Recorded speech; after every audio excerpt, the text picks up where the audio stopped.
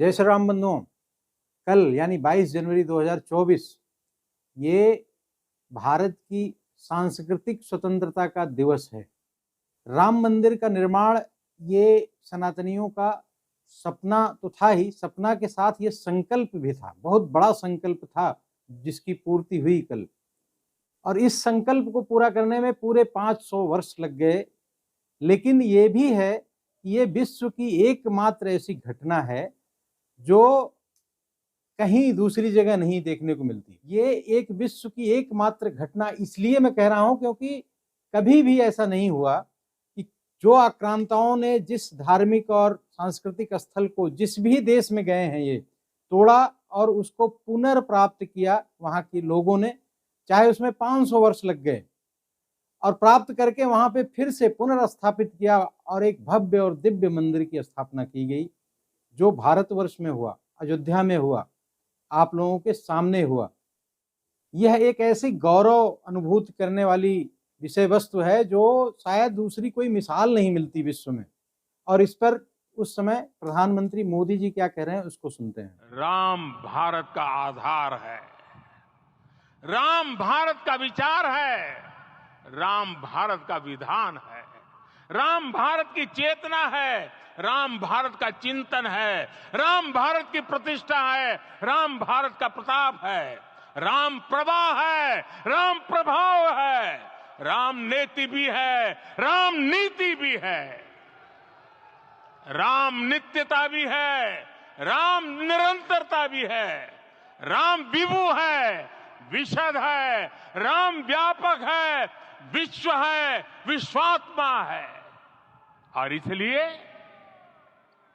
जब राम की प्रतिष्ठा होती है तो उसका प्रभाव वर्षों या शताब्दियों तक ही नहीं होता, उसका प्रभाव हजारों वर्षों के लिए होता है।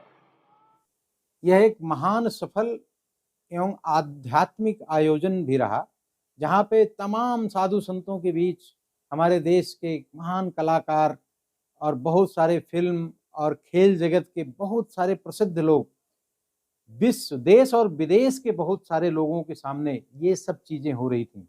ये राम मंदिर पर ये सिर्फ भारतवर्ष के सांस्कृतिक उत्थान का समय नहीं बल्कि ये विश्व गुरु बनने की जो प्रक्रिया है उसकी शुरुआत है। बागेश्वर धाम के बाबा जी क्या कह रहे हैं उसको सुनते हैं। भारत में नई ऊर्जा है, भारत में आज नई किरण है और सूर्यवंशी प्रभु श्री राम के आने के कारण आज सूर्योदय भी अद्भुत हुआ है। और इसी तेजोमय के साथ अब भारत विश्व गुरु की यात्रा प्रारंभ करेगा और इस भारत में जातिवाद का जहर मिटेगा क्योंकि राम सबरी के थे, राम वाल्मीकि के थे, राम सबके हैं और राम सबके रहेंगे। जय सिया राम। तो आपने सुन लिया, बाबा कह रहे हैं कि ये जो भारतवर्ष में जो जातिवाद का जहर घोला था वामपंथियों ने और अंग्रेजों ने के समय से शुरू हुआ और बाद में कांग्रेस के पिठलग्गू इतिहासकारों ने फैलाया, उसके समाप्त होने का वजह समय आ गया है और राम राज्य की स्थापना का शुरुआत, राम राज्य की स्थापना की शुरुआत हो चुकी है। ये बागेश्वर धाम जी कह रहे हैं। लेकिन जिन्होंने मोदी का व्रत तोड़ा, 11 दिन का मोदी जी का व्रत तोड़ने वाले हमारे गोविंद देव गिरी जी महाराज ने बहुत अच्छा बोला, उन्होंने राज ऋषि बताया मोदी को, उनको सुनते हैं। मैंने तो कहा था, हम लोगों ने महापुरुषों से परामर्श करके लिखा था, आपको केवल 3 दिन का उपवास करना है, आपने 11 दिन का संपूर्ण उपोषण किया। हमने 11 दिन एक भुक्त रहने के लिए कहा था, उन्होंने अन्न का ही त्याग कर दिया। महाभारत में कहा गया है अनशन यह सबसे बड़ा तप है, अनशन। और उसको उनके जीवन में साकार होते हुए मैंने केवल देखा नहीं, मैं थोड़ा तार्किक हूं। आपकी परम पूजनीय माता जी से मिलकर के मैंने उसको रिकन्फर्म भी किया था कि आपका यह अभ्यास 40 वर्षों का है। ऐसा तपस्वी कोई राष्ट्रीय नेता प्राप्त होना यह सामान्य बात नहीं है।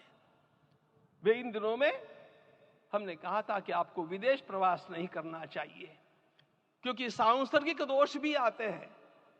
विदेश प्रवास टाल दिया सांसर्गिक देशों के इस दोषों के संभावना के कारण, लेकिन दिव्य देशों का प्रवास ऐसा किया। नासिक से आरंभ किया, गुरुवायूर गए, श्रीरंगम गए, रामेश्वरम गए।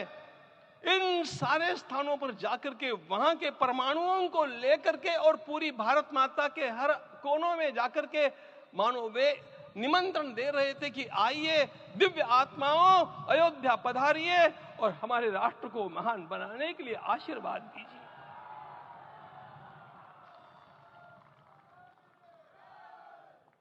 हमने केवल कहा था 3 दिनों तक आपको भूमि शयन करना चाहिए।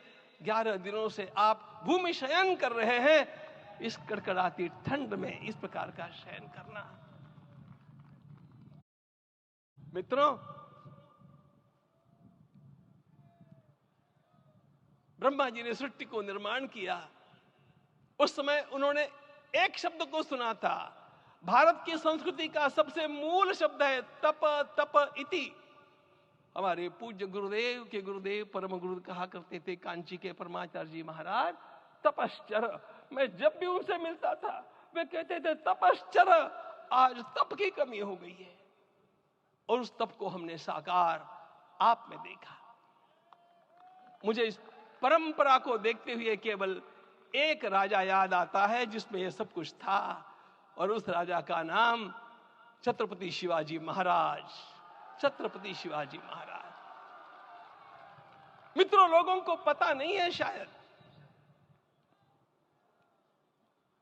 वे स्वयं जब मल्लिकार्जुन के दर्शन के लिए श्री शैलम के ऊपर गए, 3 दिन का उपवास किया, 3 दिन शिव मंदिर में रहे, और महाराज ने कहा कि मुझे राज्य नहीं करना है, मुझे संन्यास लेना है, मैं शिव जी की आराधना के लिए जन्मा हूं, मुझे संन्यास लेना है, मुझे वापस मत ले जाइए। इतिहास का वो बड़ा विलक्षण प्रसंग है। उस प्रसंग में उनके सारे ज्येष्ठ मंत्रियों ने उनको समझाया और लौटा करके लाया कि यह भी आपका कार्य भगवत सेवा ही है। आज हम लोगों को उसी प्रकार के एक महापुरुष ऐसे प्राप्त हुए हैं जिसको भगवती जगदम्बा ने स्वयं हिमालय से लौटा करके भेज दिया कि जाओ भारत माता की सेवा करो। तुम्हें भारत माता की सेवा करनी है। मैं अपने को कभी श्रद्धा रखने के बारे में भावुक नहीं पाता हूं, लेकिन कुछ स्थान ऐसे होते हैं जहां पर आदर के साथ अपना मस्तक अपने आप झुक जाता है। ऐसा एक स्थान हम लोगों को उच्च पदस्थ इस राजर्षि ने जब दिखाया तो मुझे छत्रपति शिवाजी महाराज के गुरु समर्थ रामदास स्वामी महाराज की याद आ गई। उन्होंने शिवाजी का वर्णन किया, निश्चयाचा महामेरु, निश्चयाचा महामेरु, बहुत जनासी आधारू, अखंड स्थितिता निर्धारू, श्रीमंत योगी, श्रीमंत। ये परिकल्पना है भारत की, नए भारत की, नए युग की। क्योंकि ये सांस्कृतिक स्वतंत्रता का दिन था 22 जनवरी 2024, और इसके बाद से ये देश निरंतर आगे बढ़ने की प्रोसेस में लगेगा और विश्व गुरु बनेगा। पूरा विश्व, पूरा भारतवर्ष, पूरा देश जिस चीज की इंतजार कर रहा था, 500 सालों से कितनी पीढ़ियां समाप्त हो गई, वो आज पूरा हुआ, जो हर सनातनी को इतना उत्साहित करने वाला है। पूरा भारतवर्ष, पूरा विश्व के सनातनी उत्साहित और उल्लास से भरे हुए हैं। आप सबको इस दिन की बहुत सारी शुभकामनाएं।